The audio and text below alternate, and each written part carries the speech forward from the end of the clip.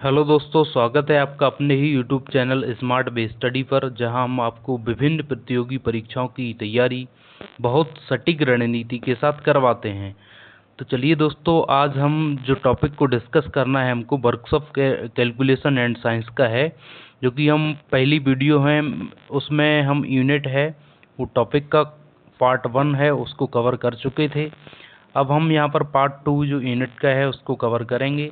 तो इसमें हम बहुत सी चीज़ें देखेंगे। पिछली वीडियो में हमने जैसे कि टाइप्स ऑफ यूनिट, कितने टाइप की यूनिट होती हैं, एफपीएस यूनिट क्या होती है, सीजीएस यूनिट क्या होती है, एमकेएस यूनिट क्या होती है एंड एसआई यूनिट क्या है, इन सब के बारे में हमने देखा। जो fundamental unit and derived unit है उनको हमने देखा एक एक चीज़ को। तो आज हम इस वीडियो में देखेंगे कि अलग अलग यूनिट, जैसे मान लीजिए टाइम है, उसको किस तरीके से हम डिनोट करते हैं, उसकी यूनिट कैसे कैसे डिसाइड करते हैं हम। उसके बाद है जो वर्क पावर एंड एनर्जी, उससे रिलेटेड उनकी यूनिट क्या रहेगी, लेंथ से रिलेटेड यूनिट क्या रहेगी, वॉल्यूम से रिलेटेड यूनिट क्या रहेगी, और कुछ जो कन्वर्जन फैक्टर्स है उससे रिलेटेड भी हम बात करेंगे। तो दोस्तों, इस वीडियो को शुरू करते हैं हम। तो जैसे कि पिछले क्लास में हमने यहाँ पर इसको फिनिश कर दिया था, ये चीज़ें हमने देख ली थी।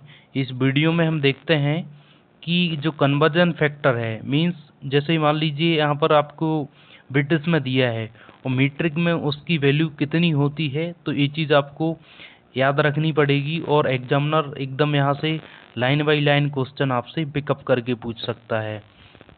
तो जैसे कि यहाँ पर दिया हुआ है 1 इंच, 1 इंच में कितना होते हैं, 25.4 ये चीज़ आपको यहाँ पर ध्यान रखना है।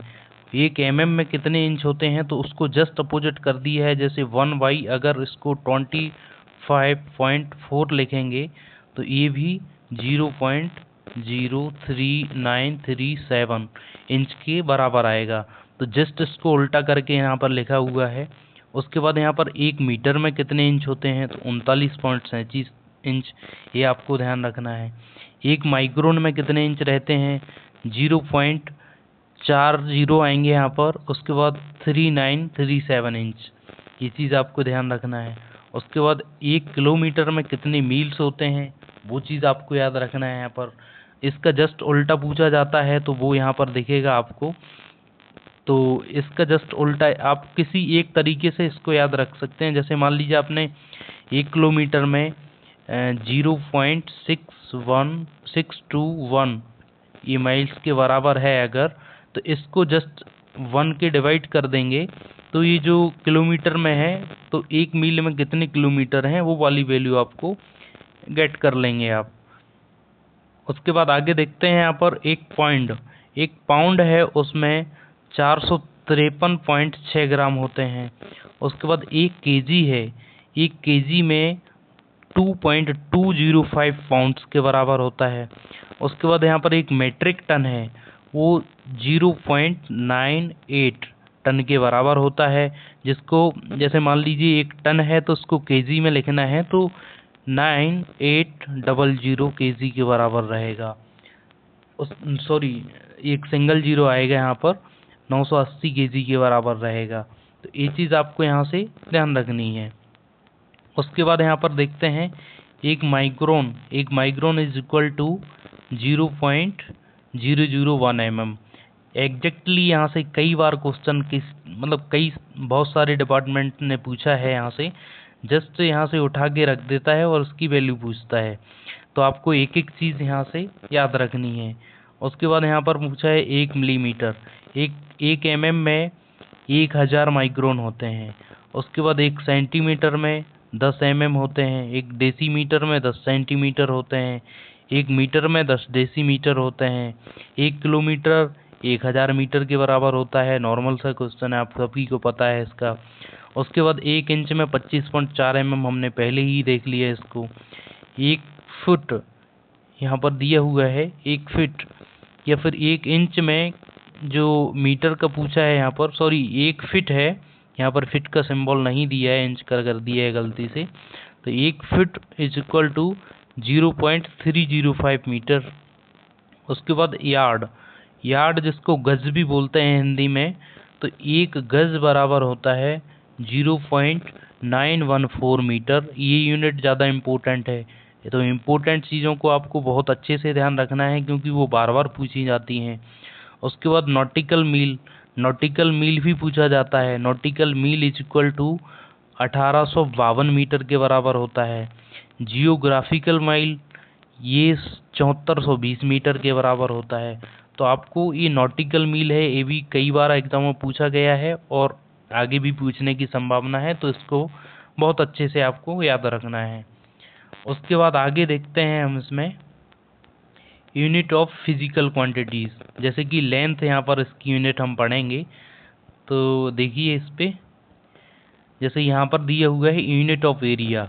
तो एरिया है उसकी यूनिट किस किस तरीके से, जैसे मान लीजिए ये स्क्वायर मिलीमीटर है, जब डायमेंशन हमको मिलीमीटर में दी हुई होंगी तब हम यहाँ पर मिलीमीटर में जो इसकी यूनिट को लिखेंगे। सेंटीमीटर में दी हुई होंगी तो स्क्वायर करके सेंटीमीटर में लिखेंगे, centimetre square. 1 centimetre square is equal to 100 millimetre square. देखिए यहाँ पर क्या होता है कि जैसे मान लीजिए 1 centimetre is equal to 10 millimetre, ये सभी को पता है। उसके बाद जब इस चीज़ का स्क्वायर होता है तो इस वैल्यू है इसका भी स्क्वायर हो जाता है। तो जैसे यहाँ पर स्क्वायर करना है तो इस वैल्यू का भी स्क्वायर करेंगे तो यहाँ पर 100 मिलीमीटर का स्क्वायर आ जाएगा। तो ये यूनिट कन्वर्जन का जो चैप्टर है वो कन्वर्जन में आपको सब चीज़ें देखने को मिलेंगी। तो इस तरीके से इसको कन्वर्ट करते हैं किसी भी यूनिट से। जैसे हम आगे देखते हैं इसमें यहाँ पर लिखा हुआ है 1 decimetre square is equal to 100 centimetre square. आपको पता है कि 1 decimetre is equal to 10 centimetre. जब हम इस चीज़ का स्क्वायर करेंगे तो इस यूनिट का भी स्क्वायर होगा, तो यहाँ पर 100 सेंटीमीटर स्क्वायर के बराबर आपको वैल्यू प्राप्त होगी।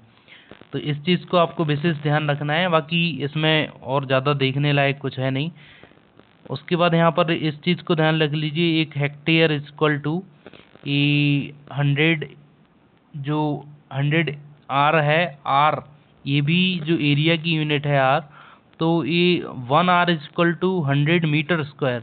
1 हेक्टेयर इज इक्वल टू, इसको 100 आर के बराबर बोल सकते हैं, और 100 आर में अगर हम 100 का मल्टीप्लाई कर देंगे तो ये 10,000 मीटर स्क्वायर के बराबर हो जाएगा। तो 1 हेक्टेयर 10,000 मीटर स्क्वायर के बराबर होता है। उसके बाद इसमें आगे देखते हैं 1 स्क्वायर इंच, जैसे मान लीजिए 1 इंच है, इंच में कितना रहता है 2.54 सेंटीमीटर। अब इस चीज़ को अगर स्क्वायर इंच करा है तो स्क्वायर के लिए इस यूनिट, इस वैल्यू को भी हमको स्क्वायर में लिखना पड़ेगा। तो इसका जब स्क्वायर करेंगे तो ये 6.45 सेंटीमीटर स्क्वायर हमको वैल्यू गेट होगी। उसके बाद यहाँ पर लिखा हुआ है स्क्वायर रूट, स्क्वायर फिट में लिखा हुआ है। तो स्क्वायर फिट में इसको स्क्वायर मीटर, जैसे मान लीजिए 1 फुट में कितना मीटर रहेगा, तो उसका हम जस्ट वैल्यू को स्क्वायर कर देंगे। तो इस चीज़ को आपको यहाँ ध्यान रखना है। बाकी चीज़ें ये ज़्यादा इम्पोर्टेंट नहीं है, आपको इन चीज़ों को याद नहीं रखना है। जो चीज़ें इम्पोर्टेंट हैं मैंने आपको डिस्कस कर दी हैं यहाँ पर। उसके बाद यहाँ पर देखिए ये unit of volume and capacity, जैसे हम कोई भी वॉल्यूम है, आयतन है, तो उसको मीटर क्यूब या मिलीमीटर क्यूब, जो डायमेंशनिंग है उसकी यूनिट रही होगी तो उसको क्यूब में लिखेंगे। तो यहाँ पर जैसे 1 centimetre cube is equal to 1000 millimetre cube. ये क्यों हुआ, क्योंकि जैसे मान लीजिए 1 centimetre is equal to 10 millimetre. अब जब हम इस वैल्यू का क्यूब करे हैं, जैसे सेंटीमीटर क्यूब लिखा है, तो जो यहाँ पर जो वैल्यू लिखी हुई है ये इस वैल्यू का भी हमको क्यूब करना पड़ेगा। तभी हम, जैसे मान लीजिए यहाँ पर हम होल क्यूब करते हैं तो ये 10 है, इसका क्यूब हो जाएगा 1000। उसके बाद यहाँ पर हमको मिलीमीटर क्यूब भी प्राप्त हो जाएगा, तो इन दोनों का भी क्यूब हो जाएगा। तो इस तरीके से इसको कन्वर्ट करते हैं यूनिट कन्वर्जन में। आगे देखते हैं इसमें, जैसे 1 gallon is equal to 4.54 litre. इस चीज़ को आपको विशेष ध्यान रखना है, कई बार एग्जाम में क्वेश्चन पूछा गया है, ये बहुत इम्पोर्टेंट है। उसके बाद आपको यहाँ पर ये 1 litre is equal to 1 decimetre cube के बराबर है। उसके बाद यहाँ पर 1 लीटर इज इक्वल टू 0. ये जस्ट उसको उल्टा करके लिख दिया है, तो 0.22 गैलन के बराबर यहाँ पर दिया हुआ है। तो और उसके बाद आपको एक चीज़ और देखना है, यहाँ पर 1 क्यूबिक मीटर, 1 मीटर क्यूब बराबर 1000 लीटर होता है। इस चीज़ को भी आपको बहुत ध्यान रखना है अच्छे से। उसके बाद यहाँ पर जो 1000 सेंटीमीटर क्यूब बराबर 1 लीटर होता है, इस चीज़ को भी आपको याद रखना है। ये जो 3-4 यूनिट जो पूरा ग्राफ है इसमें दी हुई हैं, ये बहुत ज़्यादा इम्पोर्टेंट हैं और आपको कहीं ना कहीं एग्जाम में देखने को मिलेंगी। चलिए आगे देखते हैं इसमें। ये देखिए यहाँ पर यूनिट ऑफ वेट, जो भार के मात्रक हैं वो किस तरीके से हम लिखते हैं, वो सब चीज़ें हम इसमें देखने वाले हैं। जो मिलीग्राम फोर्स है उसको mgf से डिनोट करेंगे, ग्राम फोर्स उसको gf से डिनोट करेंगे। तो 1 gram force is equal to, जब इसको मिलीग्राम में कन्वर्ट करेंगे तो 1000 हो जाएगा। उसके बाद एक केजी फोर्स है, 1 केजी फोर्स को जब ग्राम फोर्स में कन्वर्ट करेंगे तो वो भी 1000 हो जाएगा। जैसे कि आप जानते हैं कि 1 केजी इक्वल टू 1000 ग्राम। तो उसके बाद हम देखते हैं यहाँ पर 1 ton, 1 ton is equal to 1000 kilogram. और उसके बाद आपको 1 आउंस, ये यूनिट बहुत इंपॉर्टेंट है, आपको बहुत केयरफुली इसको ध्यान रखना है। ये 28.35 ग्राम फोर्स, ये भी आपको कहीं ना कहीं देखने को मिलेगी। यहाँ पर दोस्तों आप सोच रहे होंगे कि ये जो F है ये क्यों लगा है वेट में। तो जो वेट है वो भी एक टाइप ऑफ फोर्स है, ये भी बल का ही प्रकार है, इसलिए यहाँ पर फोर्स को इंडिकेट करा है। जैसे कि आप पढ़ते हैं कि भार या weight is equal to gravitational force, gravitational acceleration and mass, इन दोनों का जो मल्टीप्लाई करते हैं तब हमको जो वेट है वो प्राप्त होता है। तो जो ग्रेविटेशनल जो फोर्स है, जो ग्रेविटेशनल एक्सीलरेशन है, गुरुत्वीय त्वरण है, और जब हम मास का मल्टीप्लाई करते हैं तो हमको जो जो भार है वो प्राप्त होता है, और जो एक बल का ही प्रकार है। उसके बाद आपको यहाँ पर ध्यान रखना है, एक पाउंड, एक पाउंड बराबर होता है 0.45 केजी फोर्स। उसके बाद एक लॉन्ग टन बराबर होता है 1016 केजी फोर्स। उसके बाद शॉर्ट टन बराबर होता है 907 केजी फोर्स। ये चीज़ आपको ध्यान रखना है। उसके बाद आगे देखते हैं यहाँ पर एंगल का दोस्तों, ये जो पहला दिया हुआ है यहाँ पर जो सेंटीसीमल यूनिट है, सेंटीसीमल यूनिट यहाँ पर लिखा हुआ है, जो कि सीजीएस यूनिट का ही एक दूसरा नाम करके इनने लिख दिया है। तो सीजीएस यूनिट में राइट एंगल होता है 100 ग्रेड का होता है। उसके बाद 1 grade is equal to 100 minute होता है, 1 minute is equal to 100 second होता है, जो कि हम फॉलो नहीं करते हैं। हम अक्सर आपने देखा होगा कि 1 minute is equal to 60 second. तो इस यूनिट को हम, जो कि ऐसा ही यूनिट है, इसको ही हम फॉलो करते हैं। तो इसको भी आपको याद रखना है और इसको भी याद रखना है। बाकी हम जो जनरली यूज़ करते हैं वो इसको करते हैं, सेक्साडेसिमल यूनिट को।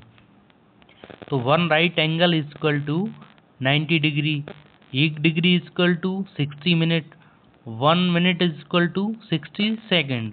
इस चीज़ को आपको ध्यान रखना है। चलिए उसके बाद आगे देखते हैं। यहाँ पर जो वृत्ताकार यूनिट है, सर्कुलर यूनिट, उसमें रेडियन आता है। तो जो रेडियन है, relationship between radian and degree, इनमें क्या संबंध है इन दोनों में। जैसे pi radian is equal to 180 degree, इस चीज़ को हमको अक्सर देखने को मिलती है या सभी लोगों को याद भी रहती है। तो जैसे मान लीजिए pi radian is equal to 180 degree, तो 1 radian is equal to 180 upon pi. उसके बाद यहाँ पर पाई रेडियन 180, ये हमने देख लिया। 1 radian is equal to sorry 1 degree is equal to pi बटा 18, मतलब उसी वैल्यू को इधर उधर करके ये तीनों पॉइंट उन्होंने लिख दिए हैं। उसके बाद यहाँ पर टाइम का देखते हैं। 1 सेकंड को इस तरीके से डिनोट करा है, 1 घंटे को 60 मिनट में, 1 मिनट को 60 सेकंड में। ये चीज़ जनरली आपको पता होती है, तो इसमें ज़्यादा समय बर्बाद नहीं करेंगे। उसके बाद आगे देखते हैं इसमें। ये देखिए यहाँ पर वर्क, इसका यूनिट दिया हुआ है यहाँ पर। ये 1 kilogram force is equal to 9.80665 joule, इसके बराबर होता है। उसके बाद आपको देखना है यहाँ पर 1 जो किलोग्राम फोर्स मीटर है वो WS, मतलब जैसे मान लीजिए आप ये यूनिट कन्वर्जन का रहता है WS, जैसे यहाँ पर देखते हैं हम joule per second is equal to watt, तो यहाँ पर जूल है उसको वाट सेकंड लिख सकते हैं। इसलिए यहाँ पर जो न्यूटन मीटर है 1 newton metre is equal to joule, तो जूल 1 जूल है उसको यहाँ पर WS लिख दिया है। तो यहाँ पर वाट सेकंड एक जूल को डिनोट कर रहा है, तो ये चीज़ आपको ध्यान रखना है। ये जो यूनिट है वो सेम ही है, WCS एंड जूल में कन्फ्यूजन नहीं होना है आपको। उसके बाद यहाँ पर एक चीज़ और, ये आपको किलोवाट आवर है, इसको भी ध्यान रखना है। ये भी कई बार पूछा जाता है। किलोवाट घंटा इज इक्वल टू 3.6 मल्टीप्लाई 10 की पावर 6 जूल, इसके बराबर होता है। ये एग्जैक्ट वैल्यू आपको एग्जाम में देखने को मिलती है। उसके बाद आगे देखते हैं हम पावर। पावर के यूनिट में आपको क्या रखना है याद, 1 किलोवाट, जैसे वाट, किलोवाट, मिलीवाट, ये सब चीज़ें आपको पावर की यूनिट मिलेंगी। जैसे पावर की यूनिट जनरली पूछेगा तो आपको क्या लिखना है, वाट होती है, पावर की यूनिट वाट होती है। अब यहाँ पर 1 किलोवाट इज इक्वल टू 1000 वाट, और जूल पर सेकंड आपको पता ही है, 1 joule per second is equal to watt के बराबर होता है। तो यहाँ पर हमने जो वाट है उसी की यूनिट को जूल पर सेकंड में लिख दिया है। उसके बाद देखना है यहाँ पर 1 horse power is equal to, यहाँ पर kilogram force per metre second यहाँ पर दे दिए 75। उसके बाद आपको मीट्रिक हॉर्स पावर है 1 horse power is equal to 746 watt के बराबर होता है। ये चीज़ आपको बहुत अच्छे से याद रख लेनी है, कई बार एग्जाम में डायरेक्टली पूछा जाता है। 1 horse power is equal to 746 watt, इसके बराबर होता है। उसके बाद जो मीट्रिक हॉर्स पावर है वो 736 वाट के बराबर होता है। जैसे कि यहाँ पर किलोवाट दिया है, अगर इसको 1000 से मल्टीप्लाई करेंगे तो 736 watt. 1 metric horse power is equal to 736 watt के बराबर यहाँ पर होगा। तो अगर नॉर्मली 1 HP पूछा है तो 746 वाट बोलना है आपको। उसके बाद जो 1 मीट्रिक हॉर्स पावर है वो 736 वाट के बराबर होगा। ये चीज़ आपको डिफरेंस है, उसको ध्यान रखना है। उसके बाद आगे देखते हैं, इसमें जो प्रेशर है उसकी यूनिट दी हुई है, पास्कल है वो भी प्रेशर की यूनिट है। न्यूटन पर मीटर स्क्वायर अगर आपको देखा हुआ मिलता है तो वो भी एक पास्कल के बराबर होता है। 1 newton per metre square is equal to 1 pascal. ये चीज़ आपको कई जगह देखने को मिलेगी और बहुत इम्पोर्टेंट चीज़ है, क्योंकि यहाँ से लोग अक्सर कन्फ्यूज होते हैं कि पास्कल को हम न्यूटन पर मीटर स्क्वायर अगर उन्होंने लिख दिया है तो किस तरीके से कन्वर्ट करें। तो pascal is equal to newton per metre square. उसके बाद यहाँ पर दिया हुआ है bar, 1 bar is equal to 10 newton per centimetre square. और एक एटमॉस्फेरिक प्रेशर, ये एटम लिखा है ATM, तो इसको एटमॉस्फेरिक प्रेशर बोलते हैं, is equal to 1 kg force per centimetre square के बराबर होता है। इसको हम न्यूटन पर मीटर स्क्वायर के बराबर भी बोल सकते हैं। तो यहाँ पर इस चीज़ को आपने अच्छे से देखा और आपको इस चीज़ को बहुत अच्छे से याद रखना है। आगे देखते हैं, इसमें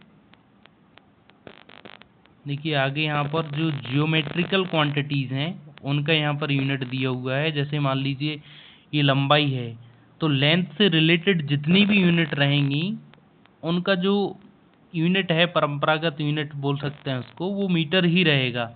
जैसे मान लीजिए हाइट है, तो ये भी तो एक लेंथ है। चौड़ाई, त्रिज्या, व्यास, ये भी सारी जो लेंथ को ही डिनोट कर रही हैं। जैसे मार्ग की लंबाई हो गया, स्क्वायर है, हमने इसको पहले ही देखा कि मीटर स्क्वायर या फिर जो भी यूनिट रहेगी उसका स्क्वायर रहेगा। उसके बाद यहाँ पर परिमाण, परिमाण मीन्स वॉल्यूम, तो जो उसका वॉल्यूम रहेगा वो मीटर क्यूब में रहेगा। उसके बाद एंगल है, उसको डिग्री में मापते हैं। रेडियन में भी 1 रेडियन इज इक्वल टू, ये भी आपको ध्यान रखना है, 1 radian is equal to 57.3 degree. उसके बाद आपको यहाँ पर वेवलेंथ, तो जो तरंग दैर्ध्य है उसकी जो यूनिट है वो भी किलोमीटर में मापते हैं हम, क्योंकि जो वेवलेंथ है वो भी एक टाइप की लेंथ है। उसके बाद क्षेत्रफल का second momentum more than 4th power of m, तो इस चीज़ को आपको देखना है। जो ज़्यादा इम्पोर्टेंट है वो ऊपर वाले हैं। उसके बाद यहाँ पर जो उन्होंने किस तरीके से उसको डिनोट करेंगे, जैसे लंबाई उसको मीटर से सारी जगह डिनोट करा है, मीटर स्क्वायर को इस तरीके से मीटर क्यूब, ये सब चीज़ें यहाँ पर दी हुई हैं। उसके बाद आगे देखते हैं मास, जो द्रव्यमान है उससे रिलेटेड यूनिट को, द्रव्यमान है उसको m से डिनोट करते हैं। उसके बाद जो उसकी यूनिट है वो केजी है, किलोग्राम यहाँ पर दिखा हुआ है। उसके बाद यहाँ पर घनत्व, घनत्व को ग्राम पर सीसी और किलोग्राम पर मीटर क्यूब, इन दोनों में लिख सकते हैं। या तो ग्राम पर सीसी मीन्स क्यूबिक सेंटीमीटर या सेंटीमीटर क्यूब, कुछ भी बोल दीजिए, या फिर किलोग्राम पर मीटर क्यूब।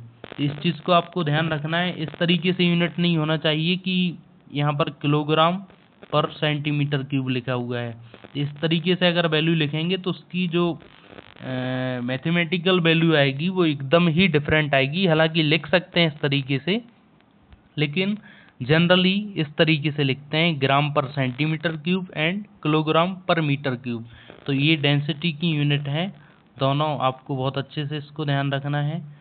उसके बाद मोमेंट ऑफ इनर्शिया, इसको न्यूटन मीटर में आपको ध्यान रखना है।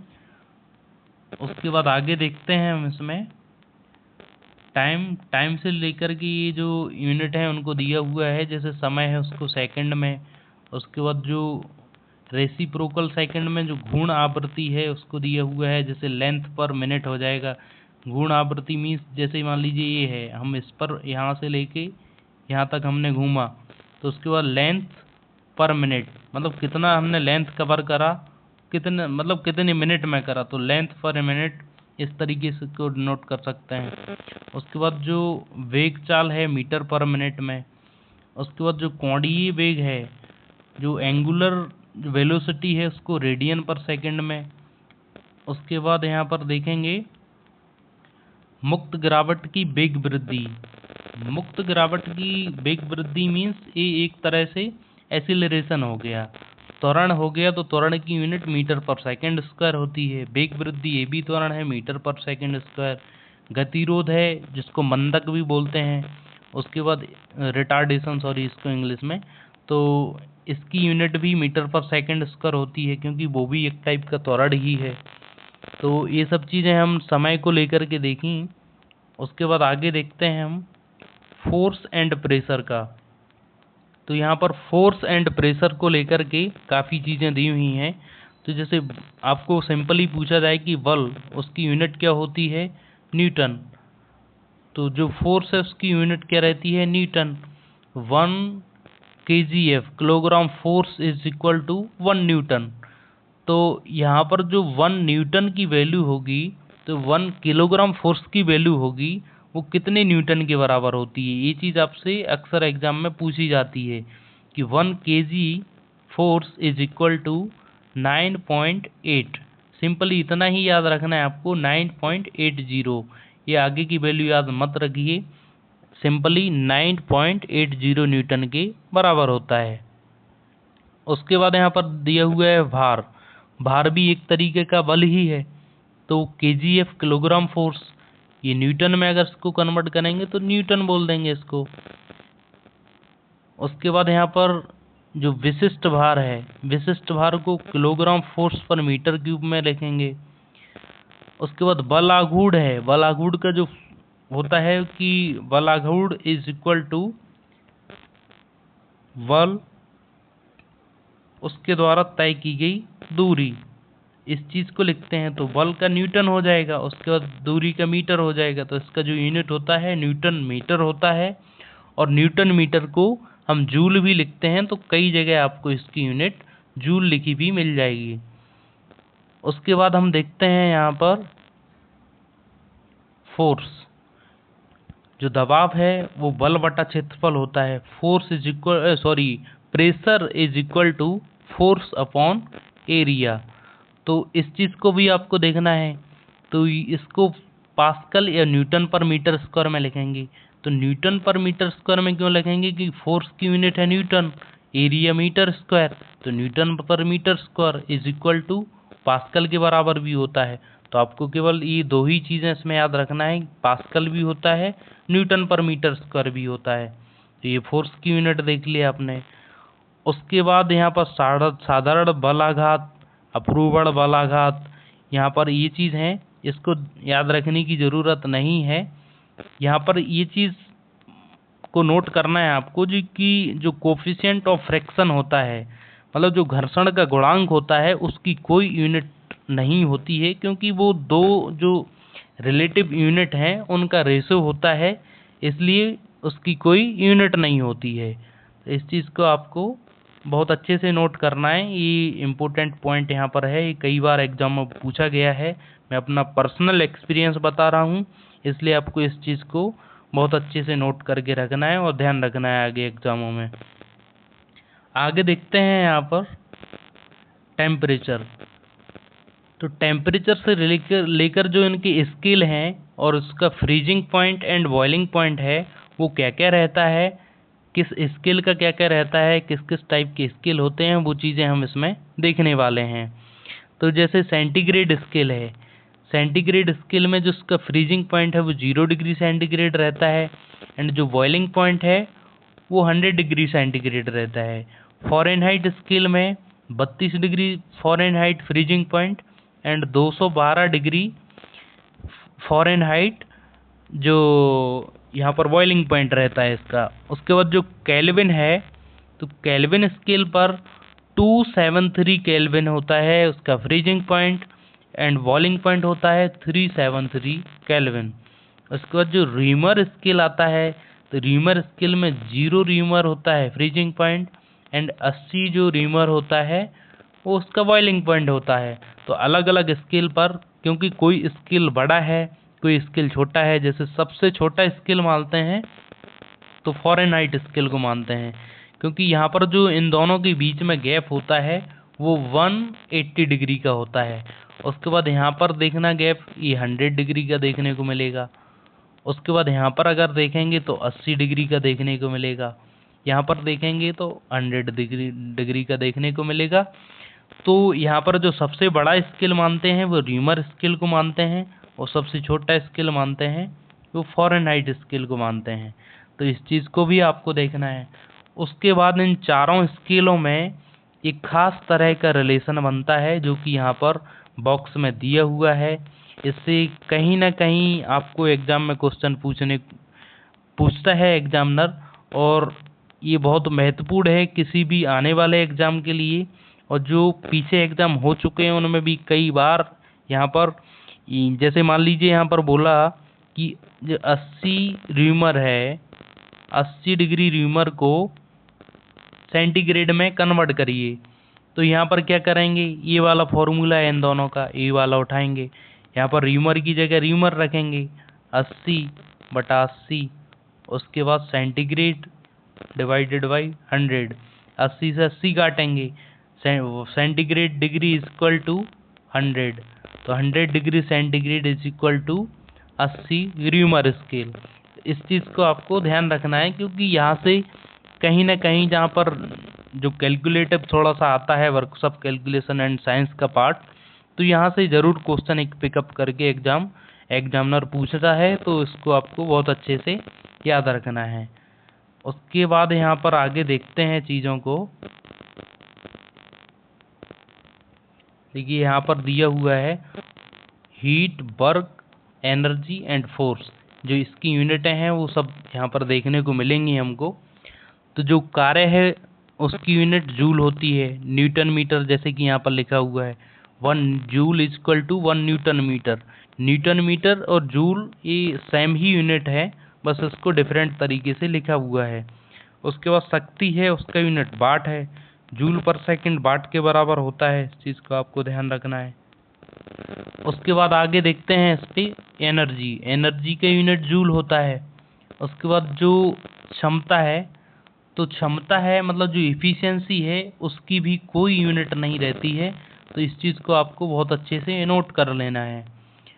यहाँ पर जो ऊष्मा की मात्रा है वो जूल में है, क्योंकि ये भी एक टाइप की एनर्जी है।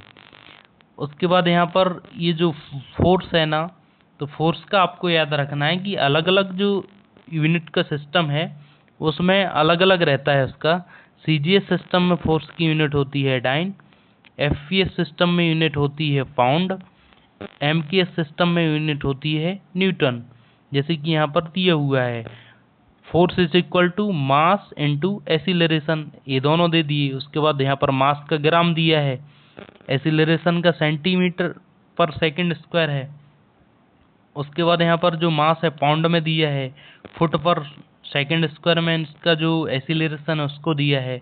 तो इस चीज़ को आपको ध्यान रखना है, केवल ये चीज़ें आपको बहुत महत्वपूर्ण है, इसको ध्यान रखना है कि सीजीएस सिस्टम में डाइन होता है, एफपीएस सिस्टम में पाउंड होता है एंड एमकेएस सिस्टम में न्यूटन होता है। उसके बाद आगे देखते हैं हम इसमें, एक सेकंड, यहाँ पर देखिए 1 पाउंड इज इक्वल टू, यहाँ से उठाकर इसको रख दिया एग्जैक्ट, ये पाउंड एंड मल्टीप्लाई फिट पर सेकंड स्क्वायर, तो ये यहाँ पर ऊपर जो चीज़ें दी हुई हैं उसी के बराबर इसको रखा है। उसके बाद इस चीज़ को आपको विशेष तरीके से ध्यान रखना है, ये 1 न्यूटन इज इक्वल टू 10 की पावर 5 डाइन, 1 न्यूटन 10 की पावर 5 डाइन के बराबर होता है। ये यहाँ से एग्जामिनर आपको क्वेश्चन पिकअप करेगा। उसके बाद आपको देखना है एक pound weight is equal to 32 poundals के बराबर यहाँ पर दिया हुआ है। उसके बाद 1 KG weight is equal to 9.80 newton के बराबर। ये चीज़ आपको ध्यान रखना है क्योंकि बहुत महत्वपूर्ण है और एग्जाम में आपको कहीं ना कहीं ये चीज़ ज़रूर देखने को मिलेगी। उसके बाद आगे देखते हैं इसमें इलेक्ट्रिक पोटेंशियल, जो विद्युत विभव होता है, विभवांतर होता है, उसकी यूनिट होती है वोल्ट। उसके बाद इलेक्ट्रोमोटिव फोर्स, जो ईएमएफ होता है, उसकी जो यूनिट होती है वो भी वोल्ट होती है, इसको वी से डिनोट करते हैं दोनों को। इलेक्ट्रिक करंट है उसकी यूनिट एम्पियर होती है। इलेक्ट्रिक रेजिस्टेंस है उसकी यूनिट ओम होती है। जो स्पेसिफिक रेजिस्टेंस होता है उसकी यूनिट ओम मीटर होती है। उसके बाद जो कंडक्टेंस होती है उसकी यूनिट पर ओम होती है, जैसे यहाँ पर दिखाया हुआ है। तो उसको पर ओम्स होता है, उसको सीमेंस भी बोलते हैं। तो ये चीज़ आपको ध्यान रखना है कि कंडक्टेंस है उसकी यूनिट डायरेक्टली यहाँ पर पूछेगा तो इसकी यूनिट हो जाएगी सीमेंस। ये चीज़ आपको यहाँ से देखना है और बहुत इम्पोर्टेंट यूनिट हैं जो यहाँ पर दी हुई हैं और इन सबको आपको बहुत अच्छे से ध्यान रखना है क्योंकि यहाँ से एग्जामिनर क्वेश्चन में जो क्वेश्चन पेपर है वहाँ से ज़रूर एक ना एक क्वेश्चन पिकअप करेगा यूनिट एंड मेजरमेंट से। तो ये सब हमने यूनिट वाला चैप्टर है उसको फिनिश करा, सारी चीज़ों को देखा हमने कि जो फोर्स है उसकी यूनिट क्या रहती है, मास, वेट एंड एसिलरेशन है, उन सब की यूनिट क्या रहती है, टाइम को किस तरीके से हम यूनिट निकालते हैं, डिनोट करते हैं, वो सब चीज़ें हमने इस लेक्चर में देखा। तो उम्मीद करता हूँ कि आपको ये लेक्चर देखने के बाद यूनिट वाला चैप्टर है उसमें काफ़ी चीज़ें समझ में आई होंगी, जो डाउट थे वो डाउट क्लियर हुए होंगे। और ऐसी उम्मीद है कि अगर आप इस चीज़ को बहुत अच्छे से देखेंगे मेरी वीडियो को, लेक्चर को अगर पूरा देखेंगे तो आपको एक एक चीज़ यहाँ से क्लियर हो जाएगी। वर्ड टू वर्ड मैंने आपको समझाया है। और अगर इतनी ही आप देख कर के एग्जाम में बैठते हैं तो जहाँ पर वर्कशॉप एंड कैलकुलेशन के जो क्वेश्चन पूछे जाएंगे वो इससे बाहर होने की संभावना नहीं है। तो आप इसको बहुत अच्छे से ध्यान रखें, बहुत अच्छे से पढ़ के जाएं, इसको क्लास को पूरा देखें, बार बार देखें, तो आपको जो चीज़ें हैं वो बहुत अच्छे से रिवाइज हो जाएंगी और आप एग्ज़ाम में बहुत बेहतर कर पाएंगे। तो चलिए, हमने यूनिट वाला चैप्टर है उसको करा ख़त्म। तो देखते रहिए अपने चैनल को, स्मार्ट वे स्टडी को, और पढ़ते रहिए और अपने दोस्तों को भी शेयर करिए चैनल को, जिससे अधिक से अधिक फ्रेंड मेरे साथ जुड़ पाएँ और जो टेक्निकल सपोर्ट मैं जिसको उनको दे रहा हूँ वो मिल सके। चलिए दोस्तों, धन्यवाद।